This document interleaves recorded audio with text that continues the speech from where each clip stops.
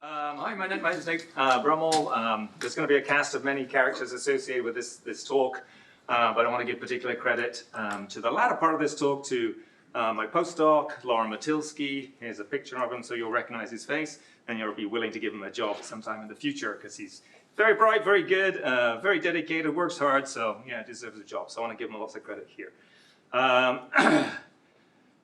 Magnetism. We haven't talked much about magnetism yet, right? And all the plasma stuff is coming tomorrow, so you need like a gentle introduction to magnetism, and that's why I'm here, to entertain with a bit of magnetism.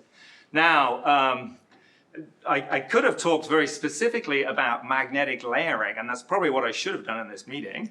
There's this really great piece of work that David Hughes and I did that is all about, yes, how you create magnetic layers by these magnetic layering mechanisms. On the other hand, this piece of work is basically, there's a mapping between thermohaline in 2D and this problem that we did in the magnetic case. So essentially you change the salt for a magnetic field, and off you go, and everything you have in thermohaline you can now have in a magneto-temperature system, right? A thermomagnetic, I don't know what you actually call that system.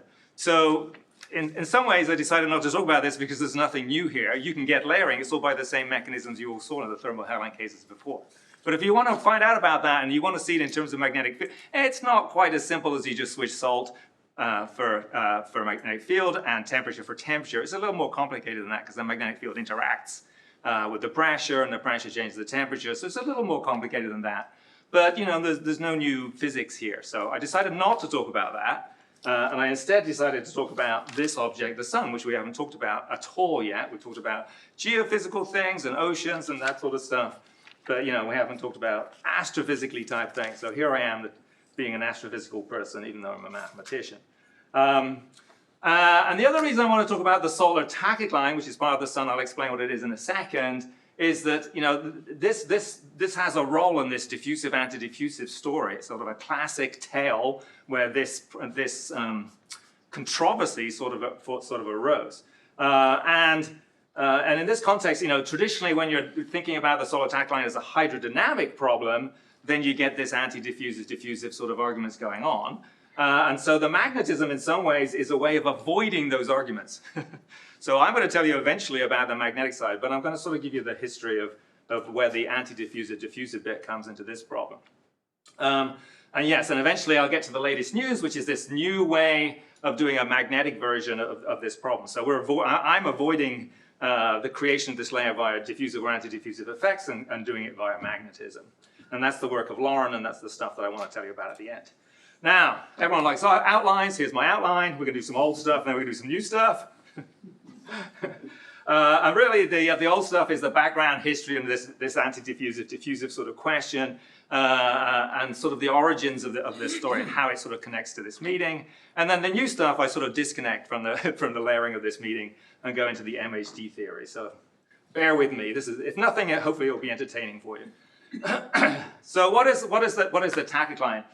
Well, in the late 80s, early 90s, helioseismology, which is the science of listening to the sun, you know, if you listen to something, like if you listen to a bell, maybe if you analyze the sound spectrum that's coming from it, you can say something about what the bell is made of. And that's what happens with the sun. Obviously, we don't listen to it in sort of vacuum space. We actually look at Doppler shifted things and stuff like that and do a huge inversion problem to try and figure out what the sound waves have traveled through. But you can learn about the interior structure of the sun by listening to the sound spectrum that comes out of the sun. And this is a famous picture from way back when, one of the earliest pictures of the solar internal differential rotation as mapped out by helioseismology. I'm going to flip to a slightly more modern one, which has lots of things drawn over it, which sort of explain all the different pieces that I'm going to talk about here. Yes. This is the pointy stick, right? I can even reach Michael with this one. This is great. Wake him up when he falls asleep. So the big things to notice with the solar internal rotation profile, a fast equator, red is fast, a slow pole. So yeah, so the things are going around. People knew this for a while already from sunspot measurements and stuff like that, but a fast equator and a slow pole. that general thing sort of imprints through the convection zone of the sun, which is this outer part of the sun from about 0.7 to 1 in these scaled radii here. That's a convection zone. The inner part of it is a core and a radiative region, so energy is transported by radiation up to 0.7 and by convection from 0.7 outwards. So this fast, slow sort of imprints through most of the convection zone. And the interior, the radiative interior, is in general in solid body rotation, as far as we can tell. Sorry, I should say these are sort of angular rotation, or the rotation frequency is what you're actually looking at here. So mainly this, fast, slow. So that's a latitudinal differential rotation. And then the interior, we have sort of solid body rotation. And then there's layers, the layers that we're going to be talking about. There's this layer near the top, so everything is going a little faster at the top and sort of, a little slower at the top and gets a little faster as it goes in. And this thing called the NSSL, near surface shear layer. So there's one shear layer. And then there's, in the transition between convection zone and radiative interior, there's this other strong shear in the rotational profile here, which is what we call the tachocline, or what Ed Spiegel and Jean-Paul Zahn called the tachocline, helped by Douglas Goff. Any chance that Douglas is here? No, that's a shame. So this is what we see, this strong differential rotation. People used to say that this imprinted radially, but actually, if you can see, it doesn't quite imprint radially. It prints at sort of these 25-degree angled contours, so that's interesting. But generally, convection zone is all doing the same thing. Radiative interior is all doing the same thing, but not differentially rotating. And then the tachocline is this interface region, this junction between these two things. So that's what the tachocline is. Then there's lots of ways of seeing this. There's different ways of doing the inversions, but they do give you the same sort of rotational profile from different instruments and stuff like that, so that's okay.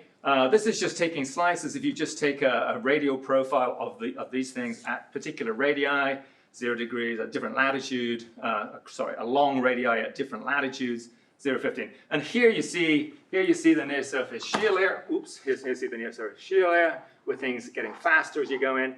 And here you can see, well, yeah, these are slopes, so it's not quite radial, but they're fairly constant in the convection zone.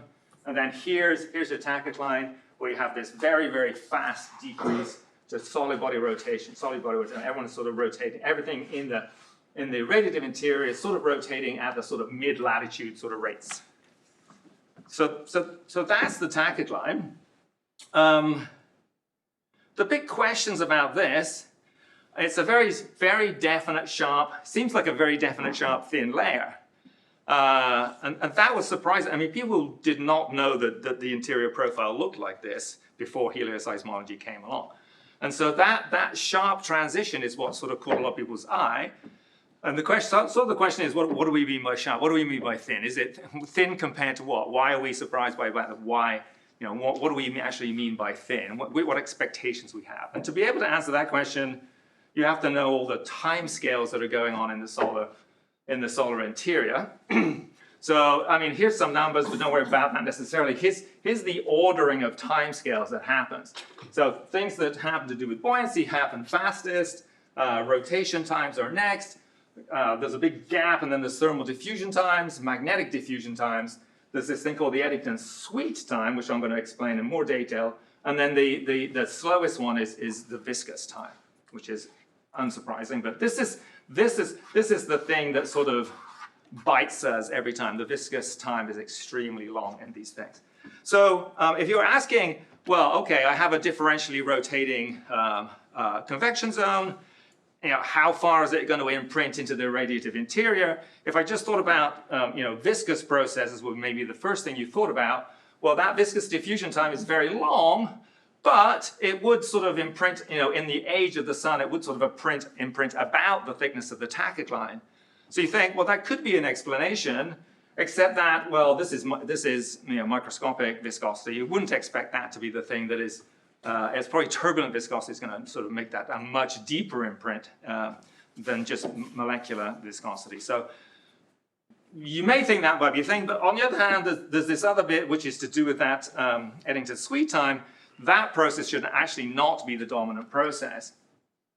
This Eddington-Sweet time being less than viscous time means that there's this parameter, which is the ratio of those two things, has to be very, very much less than 1. And all this is saying is that processes associated with this Eddington sweet time, which I haven't told you what they are yet, are faster than viscous processes. So actually you should see processes which are associated with this Eddington sweet time.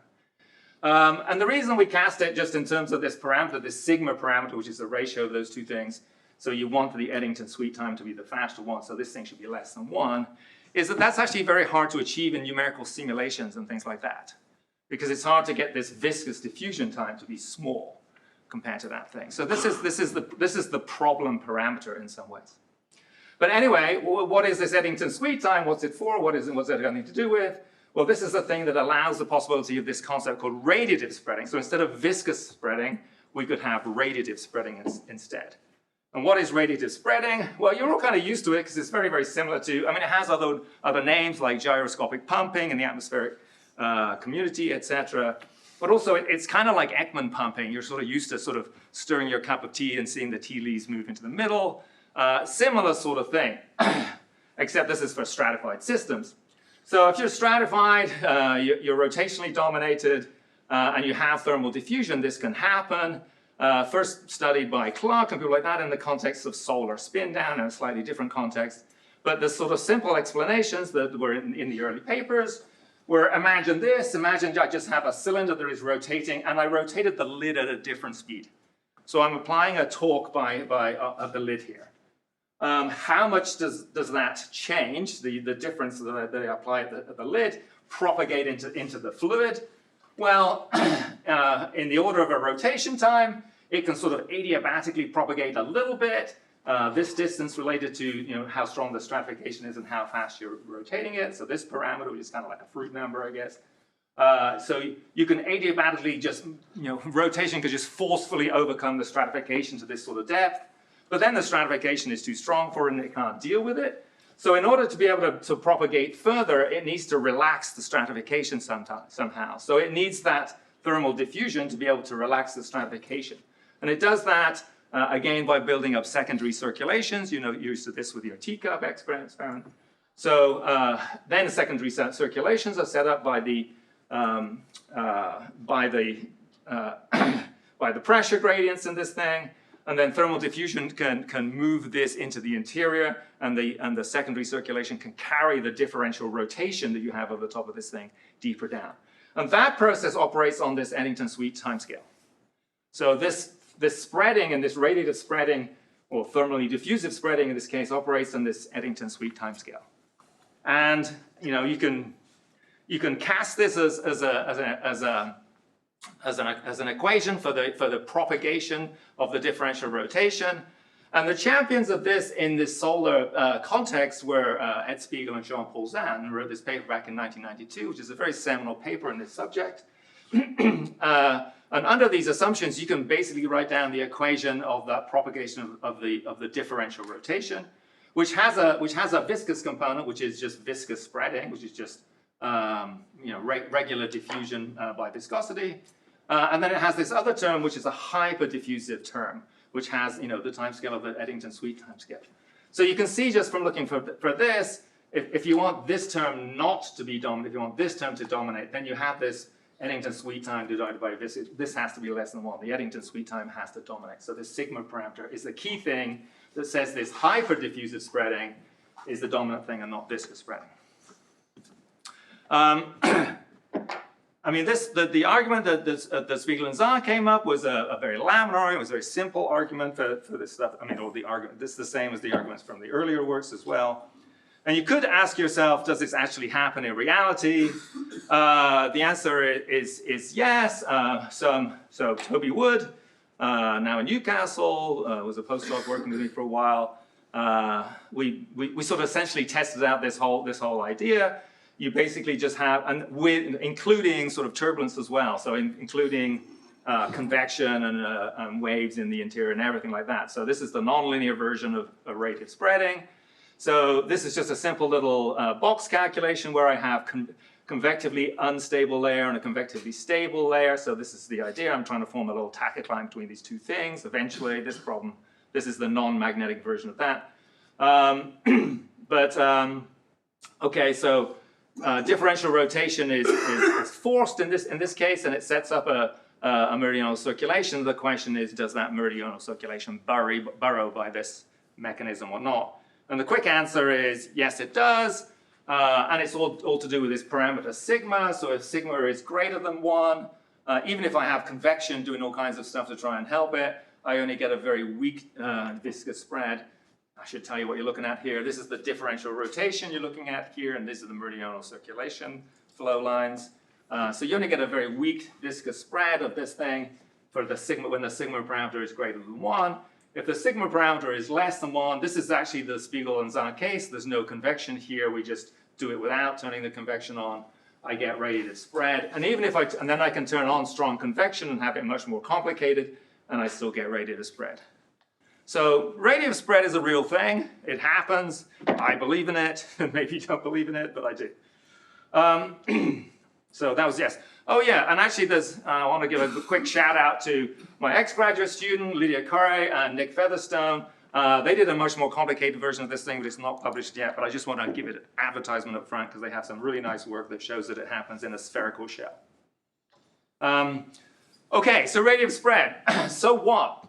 So if this burring is hyperdiffusive, well, that's the thing, you know, how thick is this tachocline? Well, it should have radiatively spread, and if you follow the radiative spread arguments, in the age of the sun, it should be all the way down here, the tachocline. It should be this thick. So it should go all the way down to like 0.4 or so. So this is the big problem with the tachocline, is it's thin. It's not thin compared to viscous spreading, but viscous spreading shouldn't be the dominant mechanism. It's thin compared to radiative spreading, which should be the dominant mechanism happening here. So that's the problem, is how do we stop radiative spread?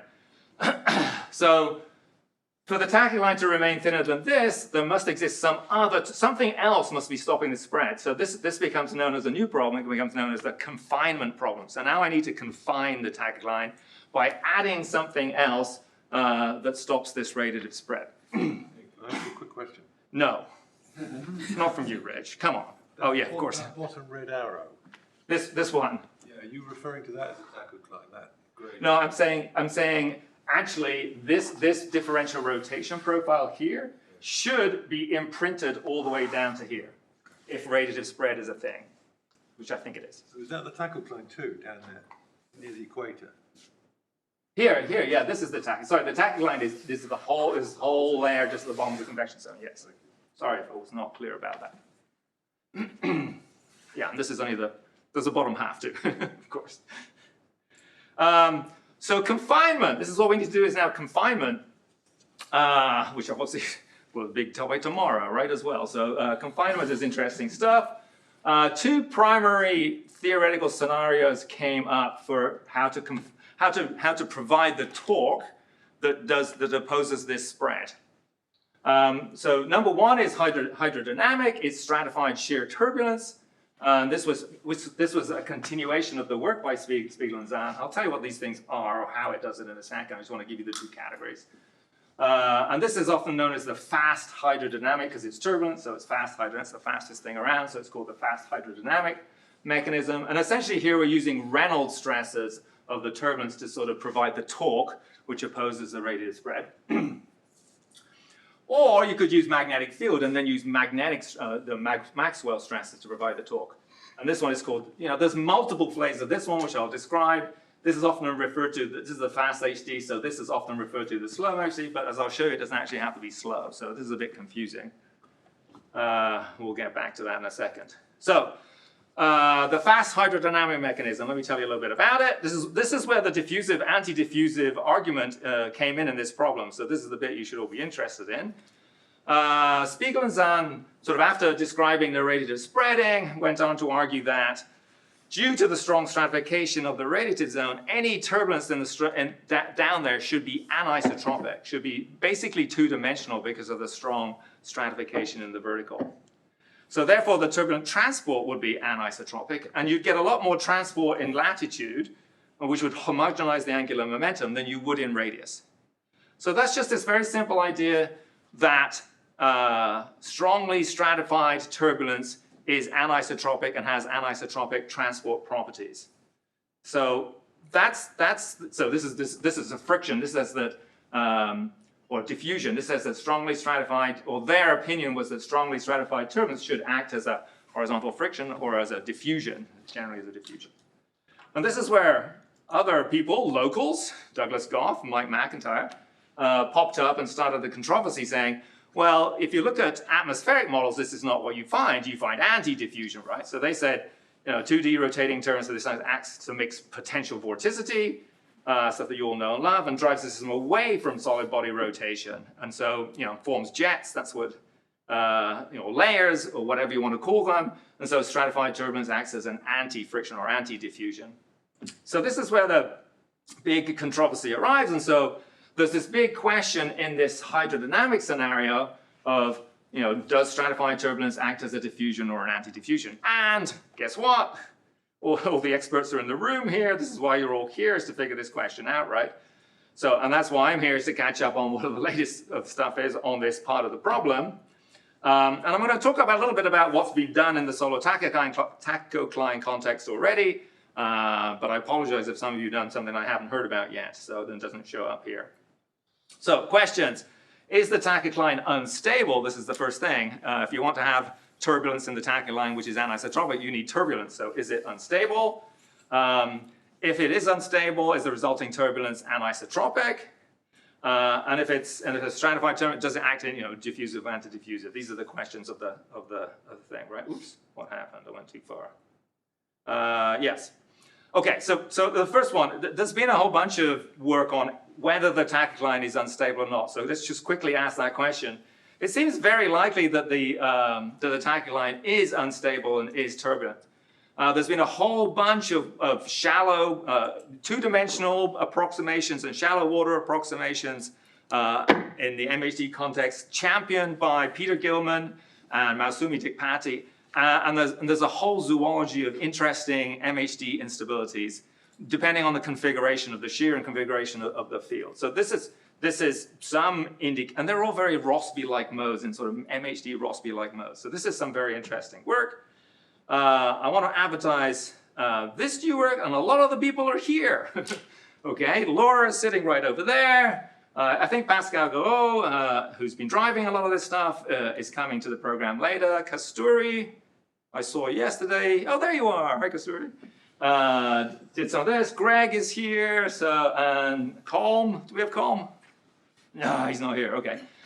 Just when I was going to give him a shout out. There's a whole bunch of work by this gang, which is basically concentrated around a bunch of simulations, which are nice, simple simulations of shear flows, forced shear flows in stratifications, right? So forced horizontal shear. The people are here, so they can tell you all about it, but I just want to give you a quick synopsis of what I've learned from this stuff. So forced horizontal shear, stratified in this direction, forced horizontal, nice simple sinusoidal shear in that direction, invariant in the vertical, let it go, see what happens in various stratifications.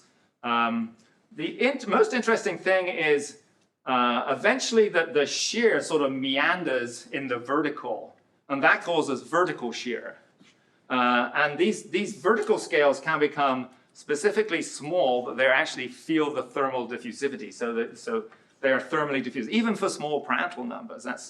Or especially for small Prandtl numbers, that becomes a very important thing.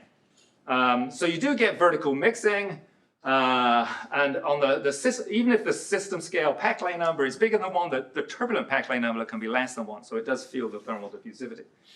And if you look at this gang has put together Kasturi's latest paper, which is, I don't know where it's published yet, but it's out on arXiv, has this great regime diagram with all the different regimes that have been discovered from this work.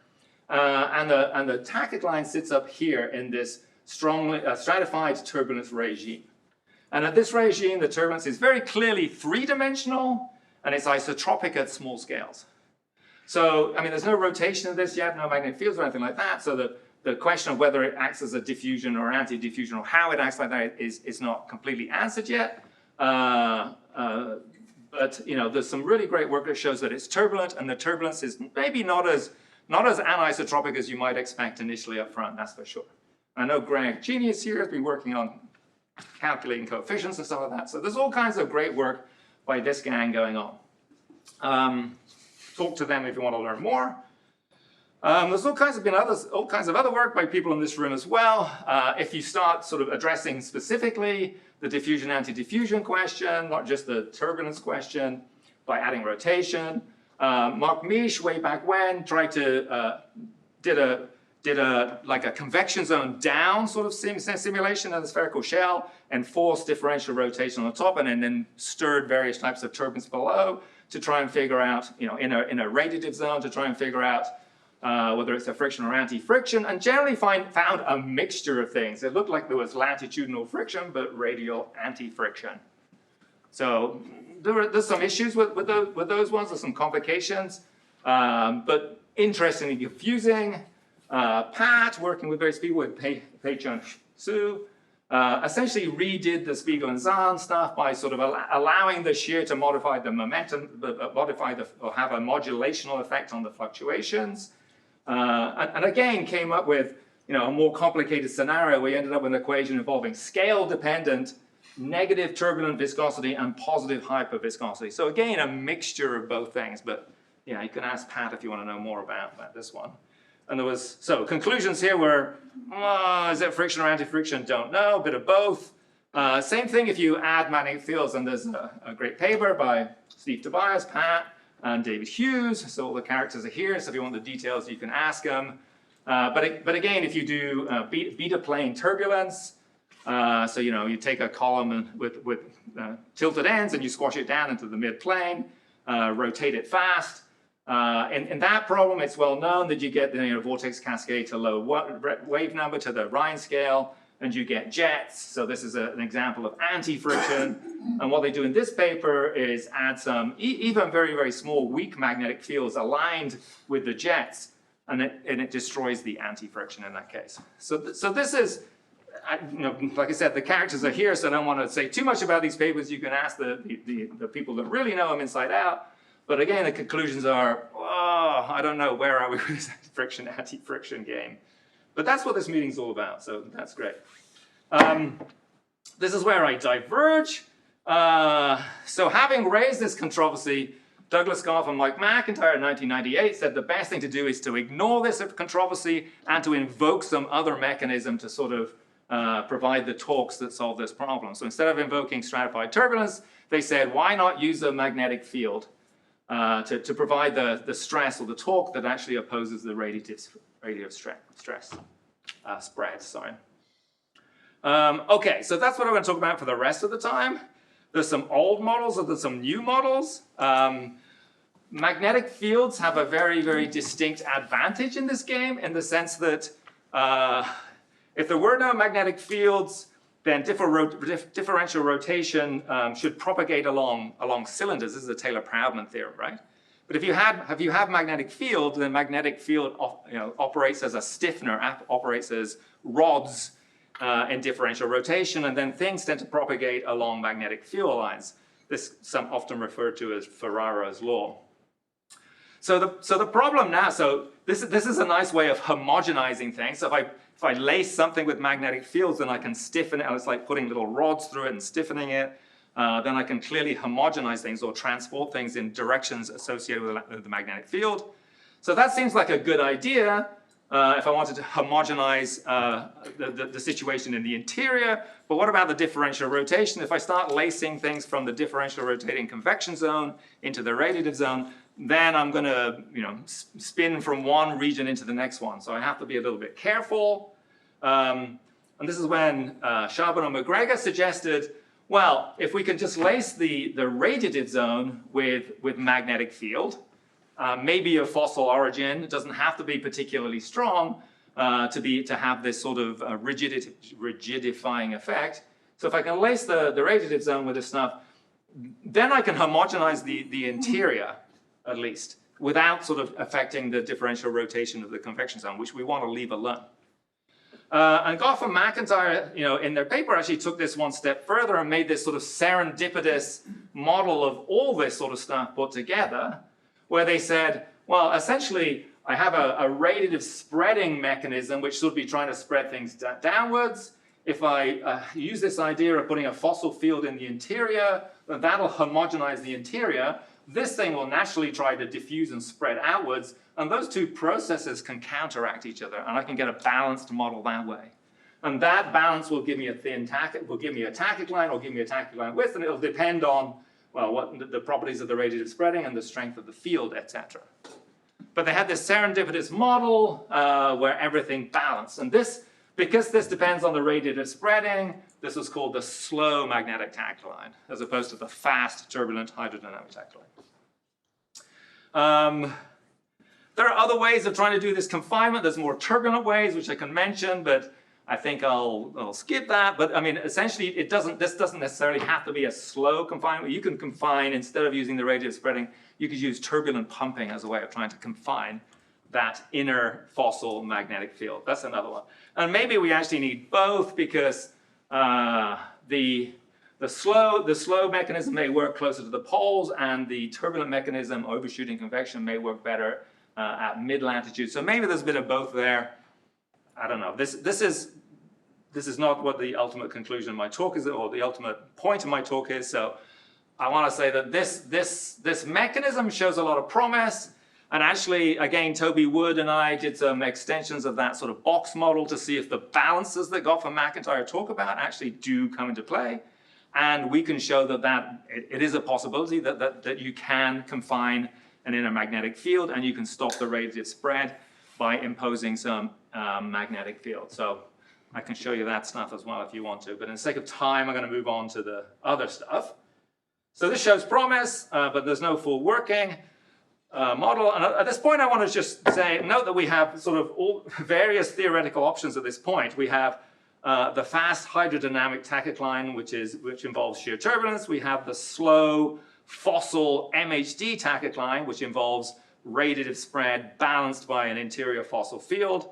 And like I just quickly mentioned, we could have a fast version of that. So I can have a fossil field which is balanced by turbulent pumping. So that's a fast version. So we already have this zoology of theories already. And what I'm going to do is add one more, which is the one that I want, which is the new stuff.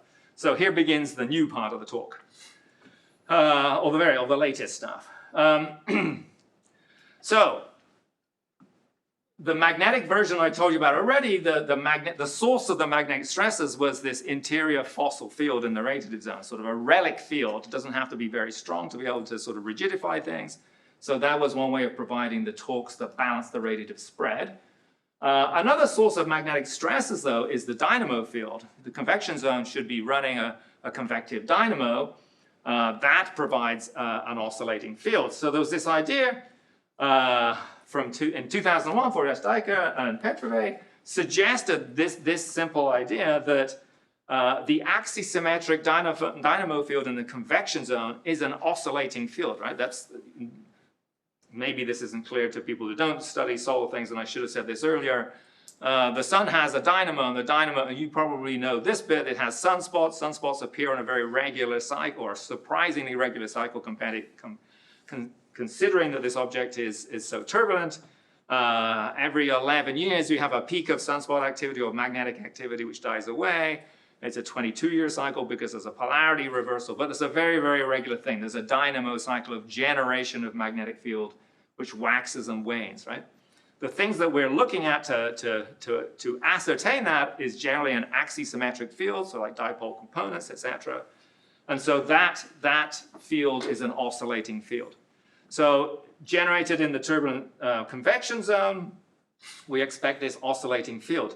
And we know from early, simple math problems that you probably sent to your graduate students or to your undergraduate students, that if I have an oscillating boundary, it sort of penetrates in by diffusive mechanisms, very interestingly, a fixed depth. Well, it oscillates backwards and forwards, but it has an exponential envelope. That exponential envelope has a characteristic length scale, which is in this context is called the skin depth.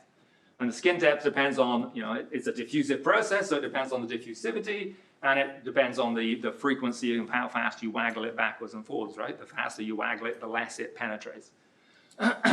So Forrest-Diker and Petrove said, well, this creates a nice fixed depth penetration of the cycling dynamo field into the region below, which is what we're calling, which is where the tachocline is.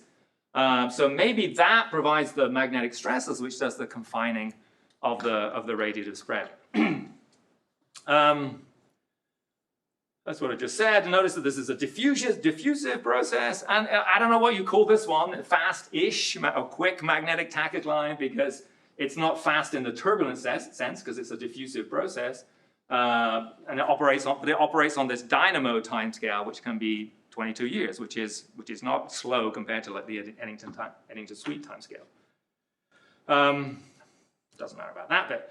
There was a couple of, the original paper just provided a one-dimensional model of this thing and sort of came up with sort of parameters in terms of what strength of imposed colloidal magnetic field at the boundary and what magnetic diffusivities you would need to be able to get the sort of depth of the tachocline. The most interesting thing that comes out of this is that the diffusivity, for sort of things which look fairly sensible, the diffusivity that you need from this thing, the magnetic diffusivity, is many, many orders of magnitude larger than the molecular diffusivity. So it's a turbulent diffusivity to make this work. So that's interesting. Like 10 to the 5 to 10 to the 8 times larger than the molecular version. There were some extensions of this by Barnabé, Studer, Charbonneau, Brun, and Zahn in 2017, which sort of cleaned up some of the boundary conditions. This one only does the penetration due to the skin depth only fights against viscosity. Ultimately, like I said, we wanted to fight against, probably not viscosity, more against radiative spreading. So there was an extension here by Barnabé, which did the fight against radiative spreading. And again, they essentially found the same results on this thing, except it's fighting against a different thing. And the thing that they come up with is groups of parameters which can give you a tachocline depth of the observed value. And again, the key thing is that the turbulent magnetic diffusivity that you require is very large compared to molecular values. Okay, onto the good news stuff. Essentially, like I said, these papers here are just simple one-dimensional, very, very simple one-dimensional models. Okay, so the new stuff that I'm going to tell you about that Lauren did, a full 3D sim, it's about the opposite end of the spectrums you can get. Now we're going to run full 2-layer dynamo simulations of this thing. Here's Lauren's ugly mug again for you, just so you recognize him and give him a job. Not too soon because I need him for a few more years. So this is all about simulations. We do this configuration. It's a spherical shell. It has a convection zone. It has a radiated zone. It only does this bit. It doesn't do an inner core. It uses the Rayleigh code. It's an anelastic code. So this is a fairly typical. Whoa, already, Mike? You getting? Woof! Goodness me. Oh, I see. There's a big sign up there. All right. Well, we're going to do all the new stuff very quickly then. My thing says I've done 30 minutes. Okay. All right. A few more minutes. Yeah, I got you. 2 minutes later. No worries. So we're essentially running simple on this. This work came at the end of Lauren's thesis, which was done with advisor Yuri Tumre. There's an initial paper out on this. I kind of want to talk about the extension of this paper, but here's the important thing. So you can run this configuration either in a purely hydrodynamic case, or you can run it with magnetic fields in it. And if you run it with magnetic fields in it, here's the equivalent differential rotation picture you're looking at. Like the solar ones you looked at, but these are the ones from the simulations. In the hydrodynamic case, the differential rotation just kind of spreads inwards. It's not confined in any sense. In the magnetic case, it's confined. You can see this inner region, which is our bit of the radiated zone, doesn't have the differential rotation. So the differential rotation has been confined. We needed to ask follow-on questions about this because this was just one, it's one calculation. How robust is this mechanism? So we did a whole bunch of ones, and essentially what we wanted to do was to vary the field strength, and we varied the field strength in the dynamo by varying the magnetic Prandtl number between 1 and 8, doesn't matter what the actual numbers are, but we varied them. The interesting thing is we find two regimes. There's two sorts of solutions. There's a weak field solution, which does not confine the tachocline, and there's a strong field solution which does confine the tachocline. So here you can see the two different things. So the low magnetic Prandtl numbers are the blue ones, which has lots of kinetic energy and not much magnetic energy. The red ones are the strong solutions, and you can see here's the kinetic energy and here's the magnetic energy, and they're about an equipartition in these simulations. What's the physical difference between these two things? This is kind of what they look like. The big difference between the low Prandtl number ones and the high Prandtl number ones, which are the strong field solutions, is that the low Prandtl number ones are very much more axisymmetric, and the high Prandtl number ones, so here they are, here's the low Prandtl number ones, this is case 1 here, 1, 2, 4, and 8, so this is the low Prandtl number 1, this is looking at the toroidal field in this thing, and you can see it's much more axisymmetric. This is deeper down in the radiative zone where we're interested, this is in the convection zone. And you can see as you go to the higher Prandtl numbers, stronger fields, you can see the field strengths getting stronger. We get these m=1 and m=2 modes start to dominate instead of the axisymmetric modes. And so here's pictures of these 4 things with increasing magnetic Prandtl number, which is a proxy for increasing field strength on these things. So weak field spreads, stronger field, well, that's the sun, sorry, stronger field confines. So that's the interesting thing. I'm going to have to skip, how does it work? The cycling properties of these two cases are somewhat different. The axisymmetric one has a very regular cycles. The non-axisymmetric strong field one has much more irregular cycles. And so for the strong field ones, the frequency is well defined of an axisymmetric dynamo. For the irregular ones, first of all, note that it's not axisymmetric, and then it has a wide range of frequencies. So, seeing Mike's standing up, and I don't want to make him tired, the conclusion of this thing is, I mean, normally you think of a skin effect as, the amplitude modulation of an axisymmetric field, and that penetrates a certain skin depth, right? The thing we're finding now is that, okay, this type of field, first of all, it's not axisymmetric. It has a wide variety of frequencies involved in this whole problem. If you take a time series of these things, you get a long, a broad spectrum of these frequencies. So you can calculate a skin depth based on this spectrum of frequencies that you get. And here there's 2 types of things, right? There is some amplitude modulation of the field, but also now I'm taking a non-axisymmetric field and I'm rotating it relative to the radiative zone. So this is a new component that wasn't thought about before. Before it was thought about the amplitude modulation of an axisymmetric field which is providing the frequency. But now I have all these other modes involved, non-axisymmetric modes, and if I rotate them relative to the radiative zone, then I have a Doppler shift. I have a frequency from the Doppler shift of those 2 things. So the clever thing that Lauren did was said, okay, let's try and put all these bits together. And actually see if we can, by calculating the skin depths associated with the frequencies we extract from the calculation, can we predict how the poloidal field drops off? In other words, can I show the skin depth effect? And it exactly matches what we find in the simulations in terms of the poloidal field drop-off. So, yeah, like I said, I don't want to hurt Mike too much. You can actually just go check these things in the weak field things you can see in the tachocline. There's a balance between viscous forces and Reynolds stresses in the weak ones, but in the strong field you can see it gets taken over by a balance between Maxwell stresses and the viscous stresses on these things. So yeah, I'll summarize very, very quickly. What do we learn? There's these strong field cases that do confine a tachocline. They do confine it by this skin depth mechanism, except that the skin depth mechanism isn't the mechanism that people first thought of. It's much more dominated, or it has a large component which is associated with these non-axisymmetric fields, which are rotating slightly differentially to the compared to the radiative zone. Now, this is very, very interesting because when you have a dynamo cycle with a period, you only have one frequency and you have no control over it. Well, now we can get pretty much any skin depth we want. It just depends what modes, what non-axisymmetric modes are involved in the dynamo and how fast they are rotating relative to the interior. So we have a lot more flexibility in how we get magnetic fields deeper down to provide the Maxwell stresses for this thing. Okay, so there you go. There's all kinds of issues with this thing we haven't resolved yet. In the end, I want to say, this meeting's all about diffusive and anti-diffusive things. I really avoided the original diffusive, anti-diffusive problem, but we came up with a solution which is dominated by diffusion in some sense, because the skin depth argument is a very, is totally a diffusive mechanism. And I'll stop there. Thank you very much.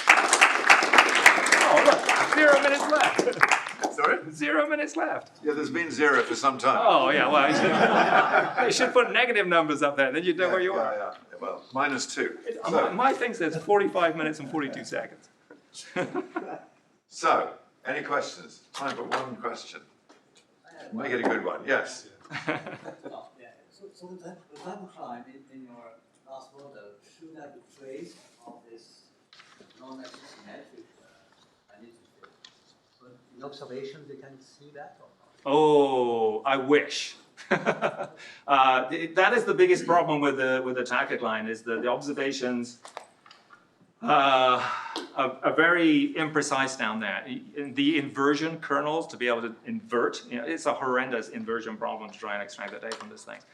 I mean, the width of the tachocline that we quote, which is like 5% of the radius, in essence, it's an upper bound, because that is the width of the kernel that can look down that deep. So we don't have very precise information down there. But you bring up an interesting point. What we should look for is, and what we've been proposing to do with various people who are still doing helioseismology, is to examine the time signatures, because all of these mechanisms have different time signatures. Right? It's either fast, slow, fast-ish, quick, whatever you want to call it. Right? So yes, the thing to do is to look for any appreciable time signatures on these things.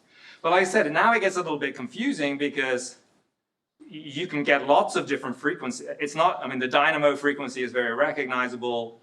Anything longer is not very measurable, because we all die before we measure them. But now we can get sort of this Doppler shift. I can make that Doppler shift whatever I want, depending on what the M of the mode is and what the relative rotation rate is compared to the interior. So there isn't a specific frequency to look for, but I think that'd be interesting. David, this is really the last question. You could ask me back in the environment. I'm just kidding.